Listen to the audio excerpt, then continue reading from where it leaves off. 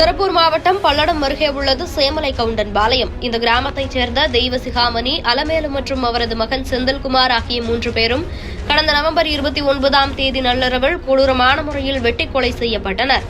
நாட்டையே உலுக்கிய இச்சம்பவம் தொடர்பாக பல்வேறு சந்தேகங்கள் எழுந்த நிலையில் கொலை செய்தவர்கள் குறித்தான எந்த தடயங்களும் கிடைக்கவில்லை. 7 சவரன் நகை திருட்டு போனதாக கூறப்பட்ட நிலையில் திருட்டுக்காக கொலை நடந்ததா இல்லை வேறு ஏதேனும் காரணம் இருக்குமா என்று தொடர்ந்து விசாரணை நடைபெற்று வருகிறது. இச்சம்பவம் குறித்து காவல்துறையினர் 14 தனிப்படைகள் அமைத்து குற்றவாளிகளை தேடும் பணியில் ஈடுபட்டு வருகின்றனர். கொலை நடந்து 13 நாட்கள் ஆகியும் இதுவரை துப்பு கிடைக்காததால் காவல்துறையினரின் விசாரணையில் எவ்வித முன்னேற்றமும் ஏற்படவில்லை.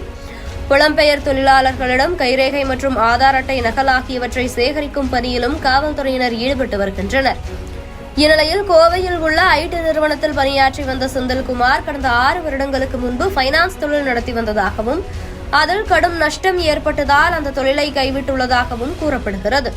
இந்நிலையில் மீண்டும் கடந்த 1 வருடத்திற்கு முன்பு தனது தோட்டத்தை குத்தகைக்கு விட்டுள்ளார். இதில் தூத்துக்குடி பகுதியைச் சேர்ந்த நபர் ஒருவருடன் பிரச்சனை ஏற்பட்டதாகவும் பணம் கொடுக்கல் வாங்கல் தகராறில் ஆத்திரமடைந்த செந்தில்குமார் அந்த நபரை தாக்கியதாகவும் கூறப்படுகிறது. மேலும் தூத்துக்குடியைச் சேர்ந்த அந்த நபரின் பத்திரங்கள் செந்தில்குமாரின் வீட்டில் இருந்ததாகவும் கூறப்படுகிறது.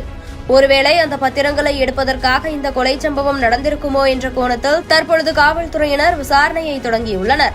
தூத்துக்குடியைச் சேர்ந்த அந்த நபர் யார், அந்த நபருக்கு இந்த கொலையில் தொடர்புள்ளதா என்ற கோணத்திலும் தற்போது காவல்துறையினர் தீவிரமாக விசாரணை மேற்கொண்டு வருகின்றனர்.